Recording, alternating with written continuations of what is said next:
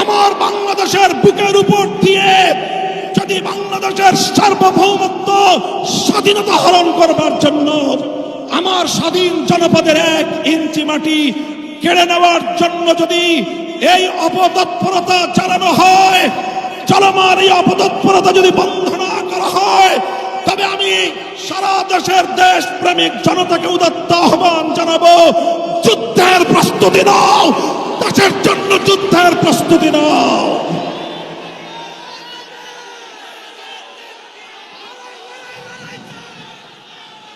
আমরা আমার দেশের প্রতি ইঞ্চি মাটি আমার জায়নামাজের মাটি। আবার বলছি, আমার স্বাধীন বাংলার প্রতি ইঞ্চি মাটি আমার পবিত্র জায়নামাজের মাটি।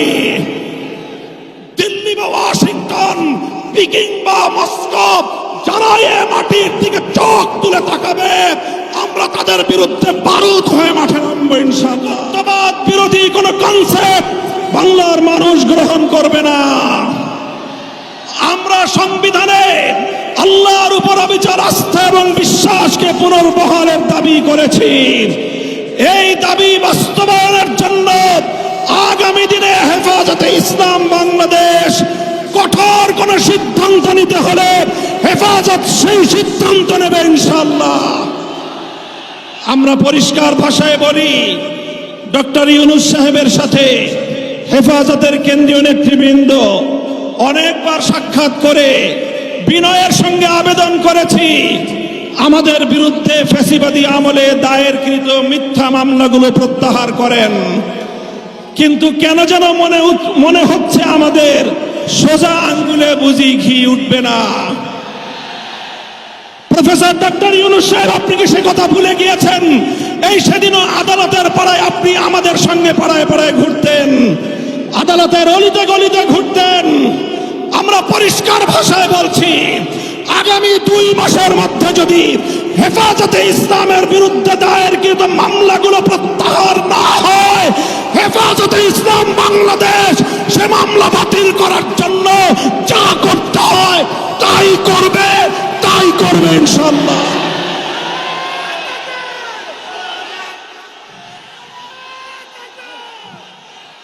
আমরা পরিষ্কার ভাষায় বলছি, জঙ্গি নাটকের মামলা সাজিয়ে আল্লাহর নবীর প্রকৃত উম্মত, নবী প্রেমিক উম্মত যাদেরকে কারাগারের 4 দেয়ালে বন্দী করে রাখা হয়েছে, যারা নবীর দুশমনদের বিপক্ষে পদক্ষেপ নিয়েছে, তারা গোটা উম্মতের কাছে হিরো, তারা গোটা উম্মতের হৃদয়ের মণি, চোখের মণি, হৃদয়ের প্রশান্তি। সেই সকল কারাবন্দী মুসলিম নবী প্রেমিকদেরকে অবিলম্বে মুক্তি প্রদান করতে হবে। আমরা বলছি, আমরা ফিলিস্তিন ইস্যুতে গাজাবাসীর পক্ষে, জায়নবাদী ইসরায়েলের আগ্রাসন এবং গণহত্যার বিরুদ্ধে গোটা বিশ্ববাসীর সঙ্গে আমরা সহমত। বাংলাদেশের মাননীয় সরকার প্রধান উপদেষ্টাকে আমরা বলি, আপনি আন্তর্জাতিক ব্যক্তিত্ব, বিশ্ব অঙ্গনে আপনি গাজাবাসীর পক্ষে ভূমিকা পালন করুন। সারা দুনিয়ার মানুষ গাজাবাসীর পক্ষে দাঁড়িয়েছে। সুদূর এই সবুজ বাংলার চত্বর থেকে আমরা সংহতি জানিয়েছি, কিন্তু আমাদের আরো বড় দায়িত্ব এবং কর্তব্য দাঁড়িয়েছে আজ আমাদের প্রতিবেশী রাষ্ট্র ভারতের মুসলমানদের পক্ষে আওয়াজ উচ্চারণ করা, তাদের পাশে দাঁড়ানো। মুসলমানদের নিপীড়িত জনপদ, রক্তস্নাত ভূস্বর্গ কাশ্মীরকে আজ গুজরাটের কসাই একটি নরকে পরিণত করেছে। বিতর্কিত ওয়াকফ আইন সংশোধনী বিল 2025 পাশ করে শত শত বছর ধরে মুসলমানদের ব্যক্তিগত এবং তাদের যে প্রপার্টিগুলো আল্লাহর নামে ওয়াকফ করা হয়েছে, মসজিদ, মাদ্রাসা, কবরস্থান সহ ধর্মীয় কাজের জন্য, সেই ওয়াকফ সম্পত্তিতে সেই ভারতের হিন্দুত্ববাদী সরকার নখ বসাতে চায়, আঙুল বসাতে চায়, সে আঙুল আমরা ভেঙে গুড়িয়ে দেব ইনশাআল্লাহ। আজ হেফাজতের এই গণসমুদ্র থেকে আমি ভারতের নিপীড়িত নির্যাতিত মুসলিম মুসলমানদেরকে আহ্বান জানিয়ে তাদেরকে আমরা আশ্বস্ত করতে চাই, ভারত জুড়ে তোমরা নরেন্দ্র মোদীর বিরুদ্ধে আন্দোলন গড়ে তোলো। তোমরা সকল নিপীড়ন বন্ধ করার জন্য মাঠে নেমে আসো। সীমান্তের এপার থেকে বাংলার 18 কোটি মানুষ তোমাদের সঙ্গে সংহতি জানাবে ইনশাআল্লাহ। সংগ্রামী সাথী ও বন্ধুগণ, প্রফেসর ডক্টর ইউনূস সাহেব এবং অন্তর্বর্তীকালীন সরকারকে আমরা একটা বার্তা দিয়ে দিতে চাই। মনে রাখবেন, 71 সালে এদেশের মুক্তিযোদ্ধারা বলেছিল আমরা পিন্ডির গোলামীর জিঞ্জির ছিন্ন করেছি, দিল্লির গোলামি করবার জন্য নয়। আজ 2024-এর জুলাইয়ের স্বাধীনতা সংগ্রামের পর আমি বলতে চাই, আমরা দিল্লির দাসত্বের শৃঙ্খল থেকে মুক্ত হয়েছি, নিউ ইয়র্কের গোলামি করবার জন্য নয়।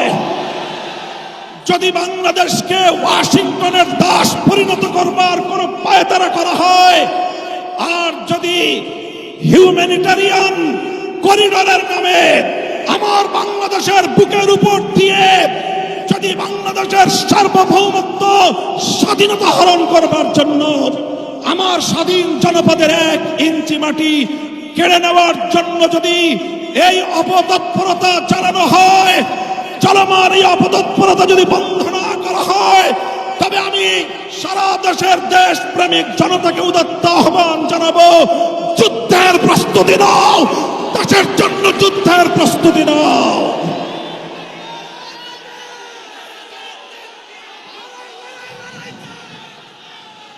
আমরা আমার দেশের প্রতি ইঞ্চি মাটি আমার জায়নামাজের মাটি। আবার বলছি, আমার স্বাধীন বাংলার প্রতি ইঞ্চি মাটি আমার পবিত্র জায়নামাজের মাটি। দিল্লি বা ওয়াশিংটন, পিকিং বা মস্কো যারা এ মাটির দিকে চোখ তুলে তাকাবে, আমরা তাদের বিরুদ্ধে বারুদ হয়ে মাঠে নামবো ইনশাআল্লাহ। সংগ্রামী সাথী ও বন্ধুগণ, ফ্যাসিবাদী আওয়ামী লীগকে সন্ত্রাসী সংগঠন হিসেবে ঘোষণা করবার যে দাবি জানানো হয়েছে, মনে করবেন না এটা আমাদের দুর্বল কোনো দাবি। আমরা 2013 সালে ফ্যাসিবাদী আওয়ামী লীগের বুলেটের আঘাতে রক্তাক্ত হয়েছি। 2021 সালে আমাদেরকে হত্যা করেছে, বছরের পর বছর বিনা বিচারে আমাদেরকে কারারুদ্ধ করে রেখেছে। সেই সন্ত্রাসী সংগঠন আওয়ামী লীগকে আবার বাংলাদেশের রাজনীতিতে যদি পুনর্বাসন করবার কোন দুঃস্বপ্ন কেউ দেখেন, তাহলে আমরা পরিষ্কার ভাষায় বলে দেই, তার সঙ্গে আমরা আওয়ামী লীগের চেয়ে ভিন্ন কোনো আচরণ করব না। শেখ হাসিনা গিয়েছে যেই পথে, আওয়ামী লীগের দালালরাও যাবে সেই পথে। কোন রাজনৈতিক দল অথবা সরকারের মধ্যে ঘাপটি মেরে বসে থাকা ফ্যাসিবাদের কোন দোসর যদি বাংলার রাজনীতিতে এই ফ্যাসিবাদী শক্তিকে পুনর্বাসিত করবার পায়তারা চালায়, তাদের সঙ্গে আমরা লড়াই করব ইনশাআল্লাহ। সংগ্রামী সাথী ও বন্ধুগণ, সর্বশেষ আমাদের কথা হলো এই, শাপলার শহীদ যারা শাহাদাত বরণ করেছেন, ইনশাআল্লাহ হেফাজতে ইসলাম বাংলাদেশ প্রতিটি শহীদ পরিবারের পাশে দাঁড়িয়েছে। শাপলার সকল শহীদদের পরিচয়গুলো যতটুকু সম্ভব ফ্যাসিবাদী আমলে অধিকাংশ বীর শহীদদের লাশ গুম করা হয়েছে, লাওয়ারিস হিসেবে তাদেরকে দাফন করা হয়েছে। সরকারের তৎকালীন গোয়েন্দা সংস্থার কাছে যদি তার কোনো তথ্য থেকে থাকে, আমি বর্তমান সরকারের কাছে দাবি জানাবো, আমার শাপলা চত্বরের বেওয়ারিশ হিসেবে দাফন হওয়া প্রতিটি লাশ, গুম হওয়া প্রতিটি শহীদের তথ্য উদ্ঘাটন করতে হবে, জাতির কাছে প্রকাশ করতে হবে।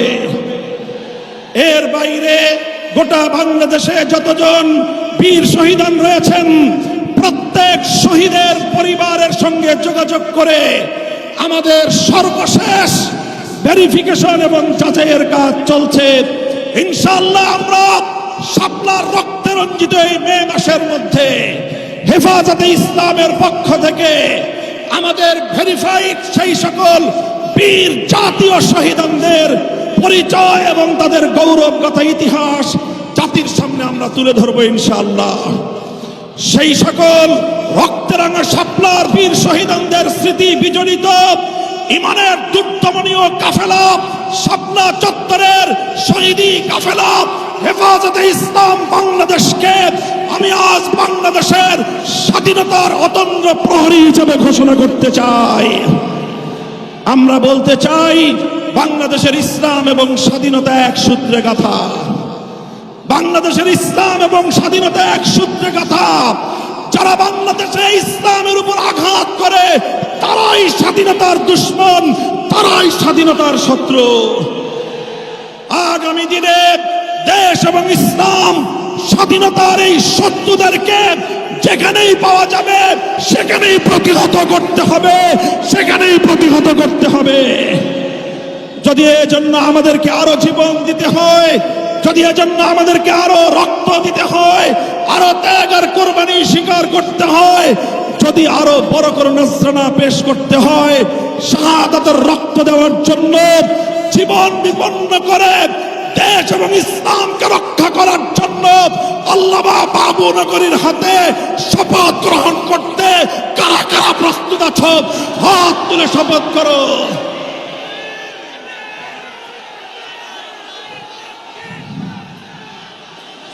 ইনশাআল্লাহ, ইনশাআল্লাহ আমার জায়নামাজের মাটি বাংলাদেশের প্রতি ইঞ্চি মাটি সংরক্ষিত থাকবে।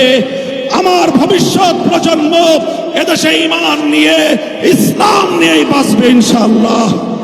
নাসরুম মিনাল্লাহি ওয়া ফাতহুন করিব ওয়া আখিরু দাওয়ানা আলহামদুলিল্লাহি রাব্বিল আলামিন। ওয়াসসালামু আলাইকুম ওয়া রাহমাতুল্লাহ।